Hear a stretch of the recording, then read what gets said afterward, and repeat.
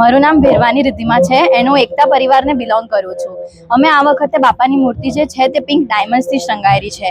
આ કોન્સેપ્ટ અમે લાસ્ટ 35 યર્સથી કરતા છે કે અમે દર વર્ષે કંઈ નવું લાવીએ છીએ। લાસ્ટ યર અમે ફ્લાવર્સથી સજાવી હતી, કોઈ વાર રુદ્રાક્ષથી તો કોઈ વાર પેન્સિલ્સથી। આ વખતે અમે ડાયમંડ્સથી સજાવી છે, એકદમ પિંક ડાયમંડ્સ અને એકદમ બાપા અમારા ખૂબસૂરત લાગે છે। અમે લાસ્ટ 35 યર્સથી આ કોન્સેપ્ટ કરીએ છીએ કે અમે 2 મહિના પહેલા ગણપતિ બાપાની મૂર્તિ લઈ આવીએ છીએ અને જાતે શ્રૃંગાર કરીએ છીએ। અમારા મંડપવાળા ખૂબ બહુ જ મહેનત કરે છે, દિન રાત લગાવી દે છે બાપાને એક શ્રૃંગાર કરવામાં, અને અમલસાડમાં જોવા જઈએ તો આવો કોન્સેપ્ટ કોઈ જ નથી કરતું।